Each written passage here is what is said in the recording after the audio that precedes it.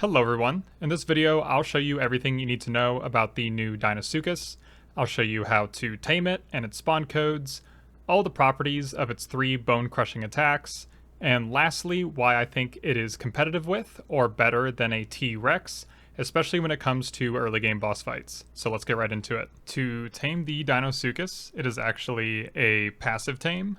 So you're going to have to feed it when he settles down and opens up his mouth just like this. And if there's any wild creatures in the area, like the Paracer or Titan Boas, he'll attack them. Right now, he's kind of interested in that Dimorphodon, so you might want to bring an RG or another flyer to kill stuff in the area. If you use a Quetzal or a Rhino, you will be able to pick up the Deinosuchus, so you can actually take it to a remote area and tame it. But you want some ghillie so he doesn't really notice you while you walk up to him, and then you will need superior kibble to tame him. Other meats don't really do much for him, so definitely try and use the superior kibble. You need 16 to tame a level 150, and I'm not sure how much it is for like a level 5, but basically as long as you have 16 you'll be good. And I think I was hanging out a little too close to him. But you want to try and feed like the jaw area of his mouth, not like the front, like right there. And this is actually the easiest tame in the game probably. He's pretty cooperative and there's no really long feeding cooldown period. He will open up his mouth pretty often and it's actually really easy to do this. This here is the spawn code. The first number, if it's a 1, it will spawn tamed, and if it's a 0, it'll spawn wild. And the second number is the level that it will spawn at. So once you have them tamed, you can actually get their saddle at the same level as a Rex, level 74. And just like a Sarco, these guys are not the fastest on land, but once you have them in the water, they do pick up on speed. You can see that the Deinosuchus is quite a bit bigger than the Sarco, by like double basically. And the Sarco is a decent bit faster. I swam from here to across there, and it took the Deinosuchus like 13 seconds to get across, and the Sarco about 8.5 seconds.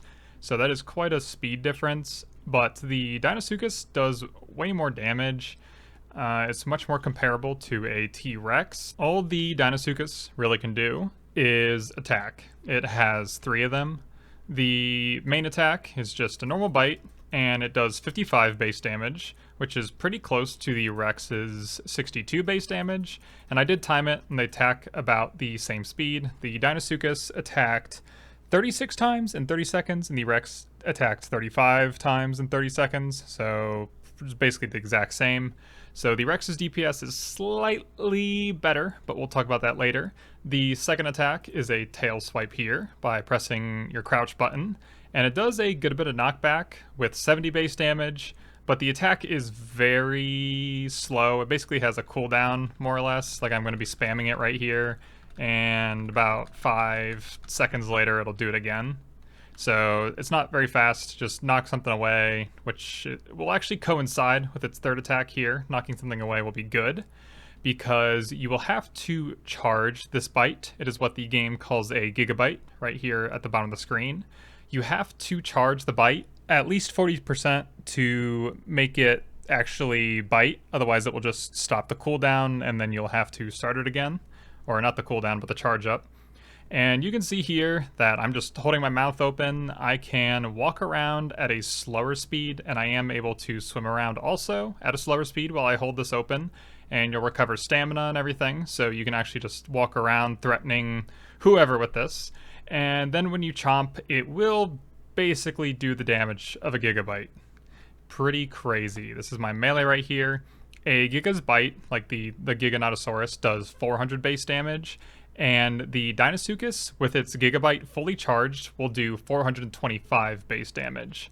And any percent lower than that will do accordingly, so you can see it did less there. Basically, if you only charge at 50%, it'll only do 50% damage. So 100%, at 100%, it will do 425 base damage, times your melee damage multiplier, times mate boost, times imprint. Basically everything applies to this as if it was a normal bite. The Gigabyte actually does one more thing.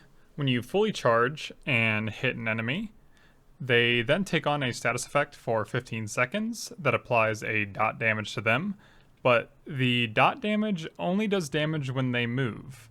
When they walk, it does 0.675% damage, and when they run, it does 1.18% damage.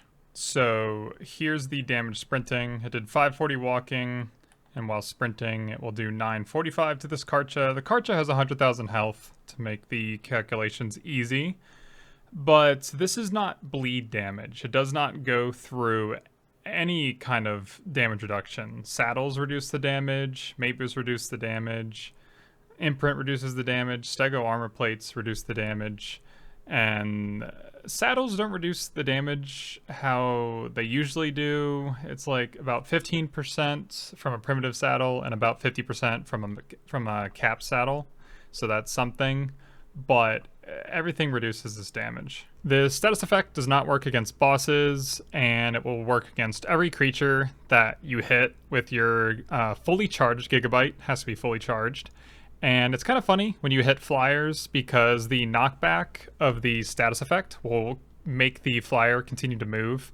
I tested it against RGs, so I don't know if that's for every flyer, but the knockback will force them to keep taking the damage because they are considered moving. And it's pretty convenient that the status effect time is the same amount of cooldown time that the bite has, 15 seconds.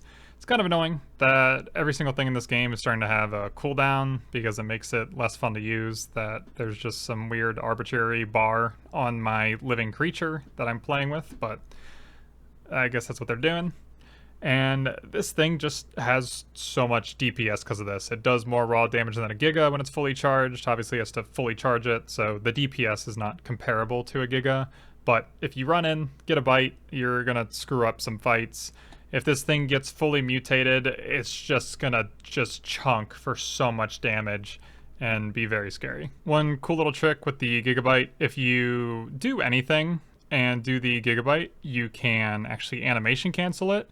So if I start my bite and then do the Gigabyte, it'll just stop it. Same with the tail swipe. So you can also, since the tail swipe has such a long cooldown at the end of it, like I'm gonna spam regular bite right here. It's like then I can finally bite like way later after the hit.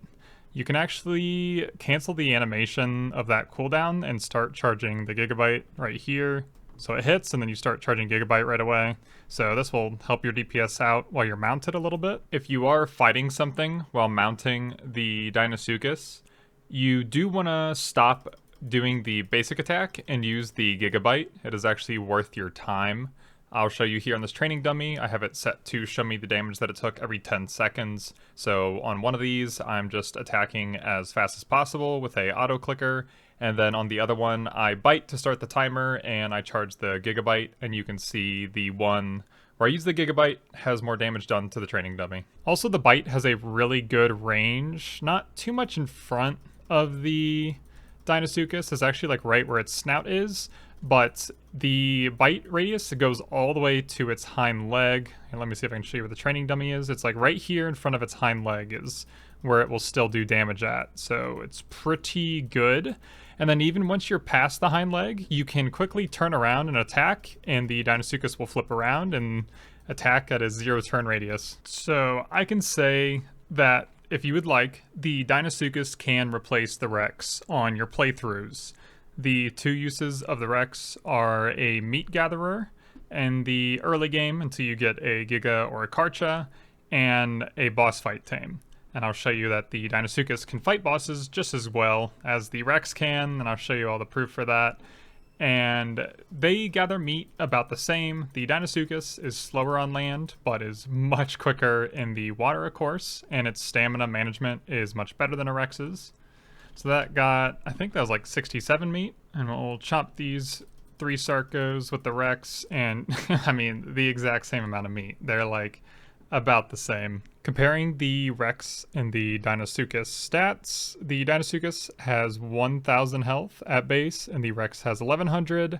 The Deinosuchus has better weight compared to the Rex, and then they both have the same melee percent at level 1. The Rex will inevitably, after many mutations, end up tankier because they gain 220 health per level, while the Deinosuchus only gains 200. And the Deinosuchus gets 12 weight per level compared to the Rex's 10, which for boss fights really doesn't matter, and that they do gain the same melee percent per level.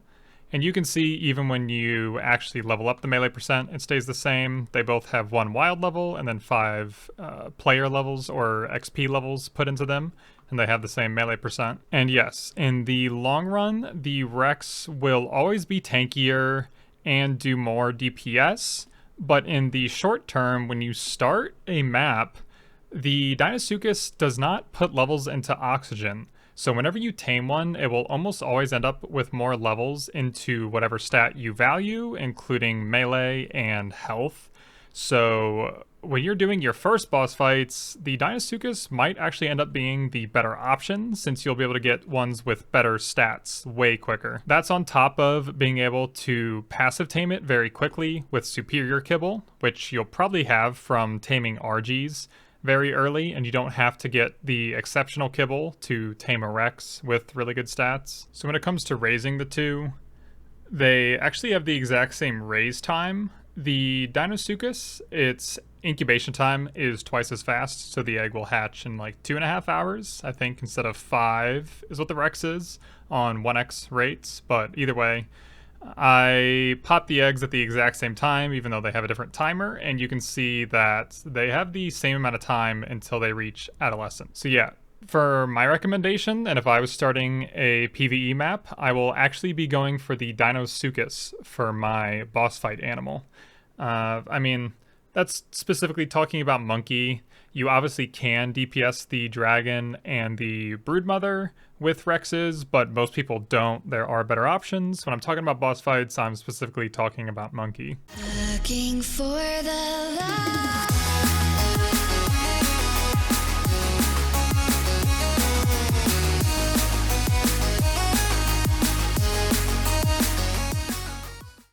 You've accomplished what few have.